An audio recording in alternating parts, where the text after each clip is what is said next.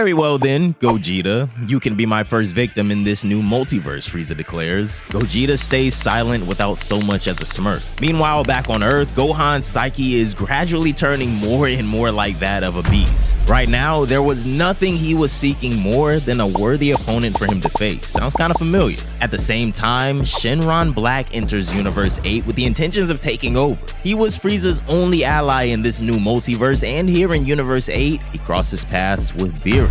They both leave each other be for the moment, but one day in the future, Beerus would regret not killing him right then and there. Going back to Frieza's confrontation with Gogeta, he unleashes the full might of his power. His opponent may be Gogeta, but he was still fully intent on beating him. Guys, welcome back to What If Black Frieza Confronted Beast Gohan after Dragon Ball Super Part 7. It's been a little while since the last chapter of this, but I do want to finish this What If. So if you guys have been enjoying all the anime content recently and have been loving all the What Ifs that we're putting out, consider leaving a like on the video to help us out in the algo. Subscribe to the channel and don't forget to turn those notifications on so you never miss an upload as soon as they go live. Without further ado, let's hop right back into this wild saga that now includes Beast Gohan, Black Frieza, and Gogeta. Alright Saiyans, let's finish things for good, Frieza declares. Alright, tell me Frieza, why are you even going this far? And for what? Just to get a little taller? You do know you can actually train for that, Gogeta laughs, but Frieza also laughs in response. He no longer even felt the need to reply to Gogeta's stupid comments. The battle begins and Frieza immediately uses his time skip abilities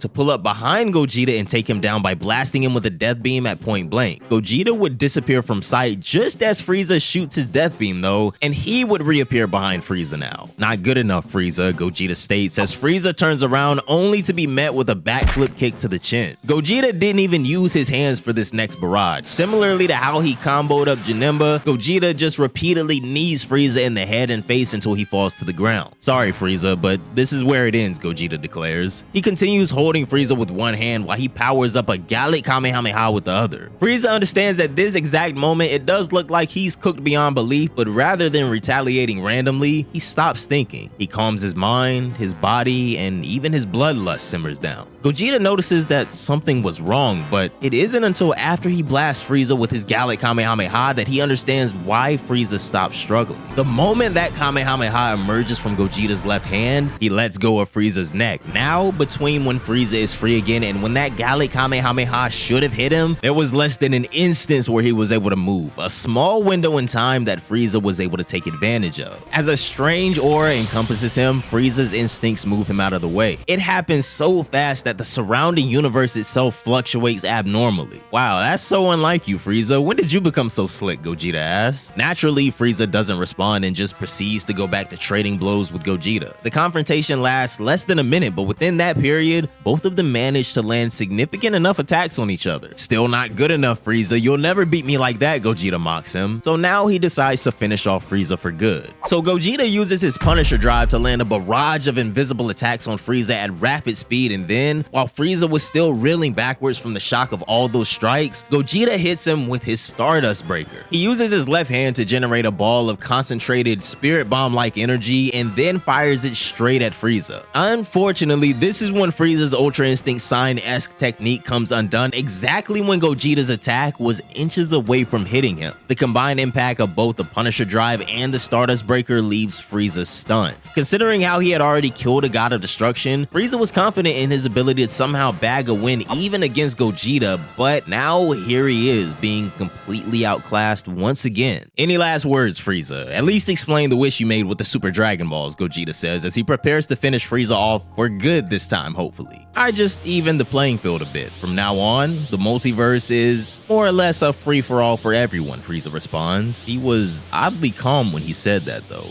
Gogeta knew that he only had one last attack left, and so he made sure to put everything he had into it. With this Ultra Big Bang Kamehameha, he was dead set on vaporizing every last cell of Frieza out of existence. The only way even feasible enough for Frieza to get out of this situation is to somehow surpass himself again. The Ultra Big Bang Kamehameha is unleashed and Frieza bets it all on his full power Death Ball. Both attacks clash in the middle of space and there was this raging turbulence pushing all the nearby galaxies away, though Just as you would expect, Gogeta's Ultra Big Bang Kamehameha couldn't be stopped by anything Frieza had. In fact, it just straight up envelops the Death Ball as the attack now makes its way to Frieza. Frieza observes as his entire existence gets obliterated with this single energy wave. At the same time, Gogeta would defuse, of course, because this took every last ounce of energy he had, but it appears that Goku and Vegeta still aren't done yet. They face in the direction where Frieza was obliterated and start preparing their own strongest individual attacks. They know that Frieza will somehow surpass their expectations, and they were preparing for exactly that moment. Sure enough, the devastation caused by Gogeta's attack leads to the resurgence of Frieza's Ultra Instinct. However, Goku and Vegeta both use instant transmission to appear right in front of Frieza and then blast him simultaneously with a God Kamehameha and a God Final Flash. The combined might of both of their attacks catches Frieza off guard and pushes him straight into a massive black hole that they all created. Maybe, just maybe, if Frieza had any formal Ultra Instinct training, he would have been able to use it as effectively as Goku, but this just wasn't his day at all. He could have easily killed Goku and Vegeta, but Ultra Gogeta was far beyond anything he had ever faced before. Frieza catches one final vision of Goku and Vegeta as his powerless body is consumed and ripped apart. Goku and Vegeta would then use instant transmission to return to Earth and get themselves healed by Dende. Man, that was intense. I didn't think we'd ever face a challenge as Gogeta like that, Goku says. But is it really over? I don't think that damn Frieza would die from a mere black hole, Vegeta says. Yeah, but he was already completely defeated by the time he was sucked into the black hole, so that should have just finished him off, right? Goku responds. Whatever, maybe you're right. Well, I'm gonna go see Gohan. Now that Frieza's gone, Gohan's transformation is my next big priority, Vegeta states. Goku actually follows along though when the both of them head to Piccolo's training spot next. Once there, they see Gohan banging his head on the ground. Hey Gohan, stop it, you're gonna cause some serious earthquakes, Piccolo says. Yeah, but if I don't cope with this somehow, I'm afraid that I'm gonna end up going berserk like Broly or something, Gohan responds. When Goku asks Piccolo about what exactly is going on with Gohan, he explains that Gohan was struggling with some unexplainable rage right now. Vegeta then steps up next and fills Piccolo in on how the Grand Priest specifically instructed Lord Beerus to do something about Gohan's beast form. Either make him learn how to control it or end him before he becomes something dangerous. Yo, Gohan, how about you fight with me? Goku steps up. Dad, you're not the kind of opponent I want to fight right now, Gohan responds. I see. Well, Gohan, how about you fight both of us then? Goku asks. Kakarot, you better not be implying that again, Vegeta interrupts. Yeah, I mean, Vegeta, Dende already healed us. Let's just go ahead and do the fusion again, Goku responds. Normally, Vegeta would flip out, but this time he actually considered it. For the first time ever, Vegeta actually wasn't reluctant right away. Between Gohan's beast form, the Grand Priest's warning, and the job assigned to Beerus, he realizes that snapping Gohan out of this unusual bloodlust is by far the best way to resolve this situation. Naturally, they need someone strong enough to completely overpower Gohan, and that, of course, is where Gogeta comes in.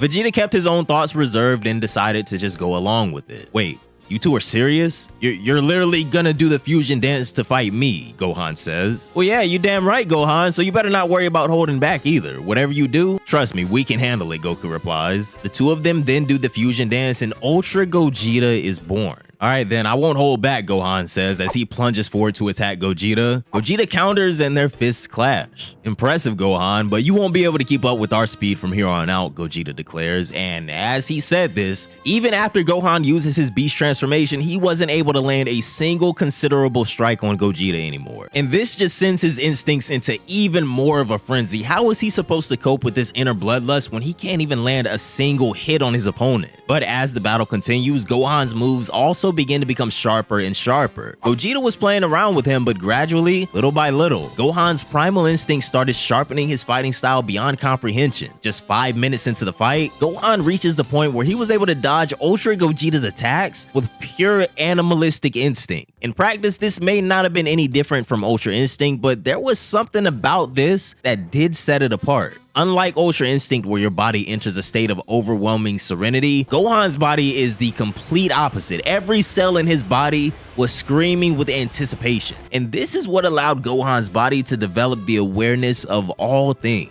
Wow, you're putting up a really good fight, Gohan, but I can tell you're still holding back, aren't you? You're so desperately clinging to your consciousness that it's nerfing your raging instincts. Just let it all flow naturally. You won't learn unless you go all out, Gogeta grins. Gohan now knew that even if he were to go berserk, Gogeta would still be able to handle him just fine. He takes a leap of faith and lets it all go. The aura of the beast pulsates throughout his body with overwhelming energy. Damn, I think you might be twice as strong as you were before. Guess I should take this seriously too, Gogeta comments. You bet, Beast Gohan says. He immediately launches a barrage of abnormally powerful energy blasts and then in one swift motion is able to catch Gogeta off guard. Gogeta still manages to one-up him by evading his attacks and countering with a kick, but there really is something weird about Gohan's power right now. Wow, it's hard to believe, but right now, you may actually be even stronger than Black Frieza, Gogeta states. Gohan doesn't respond, but what happens next was just simply beautiful. For one entire minute, both of them punch, kick, and flip each other's attacks with just amazing finesse, but with each second, Gohan's movements were getting more and more brisk. The beast was refining on the fly, but so far, there weren't really any major indications about why the Grand Priest saw Gohan's power as such a concern. Right now, Gohan's beast form makes him more like Broly, but nothing too crazy. Gogeta was still the most superior person in the universe. However, what happened next was something not even Gogeta could predict. Just like how Gohan unintentionally yeeted Frieza out of the universe, his punch distorts the fabric of the multiverse, creating a tiny wormhole, and he sends Gogeta flying beyond the boundaries of this universe to the next one. When Gogeta is spat out on the other side, he looks around and sees Jiren patrolling, so he figures that he must be in Universe 11 or something. Back on Earth, Gohan collapses and Piccolo immediately takes him to see Dende. Unfortunately for everyone, the Grand Priest was observing everything that just happened, even how Gogeta got ejected out of the universe. Frieza's wish may have been one thing, but it'll be you who truly disrupts the multiverse, Gohan. Your strange power is too dangerous, unfortunately, he comments. Meanwhile, at the far end of Universe 7, somebody crawls out of a black hole. This is nothing compared to the hell I've been through, he says. It was Frieza, and he was using Ultra Instinct. Beerus and Whis would leave Universe 8 and return to planet Beerus, but things are escalating like never before now. Frieza's wish had destroyed the very order of the multiverse. Super Shenron was consumed by the ancient Kage tribe, and a new being named Shenron Black was born. The erratic and primal nature of Gohan's beast transformation has even gotten the Grand Priest concerned. Broly may be on Earth right now, but it's almost guaranteed that he'll be called upon soon, and although Frieza has suffered yet another L at the hands of the Saiyans, he makes an oath to himself that he will never lose to a Saiyan again. It doesn't matter if it's Gogeta, Broly, or Gohan. He will not lose anymore. He gets in touch with Shenron Black and asks him to prepare a gateway to the Room of Spirit and Time. Frieza wants to train for at least one whole day. And make sure you guys stay tuned and be on the lookout for this What If, because Arc 1 is finally over, so that means from now on, all the big players will soon be gravitating towards each other in order to decide the fate of the multiverse, and at the center of it all, there will be two individuals. Frieza, the one who masterminded this new status quo, and Gohan, the one who has the power to destroy the boundaries of the universes. Now then, will Frieza be able to achieve his dream of one day ruling over the Omni Kings? That's a good question, but for now, the first act is over, and the second act of What If Black Frieza confronted Beast Gohan after Dragon Ball Super has officially begun.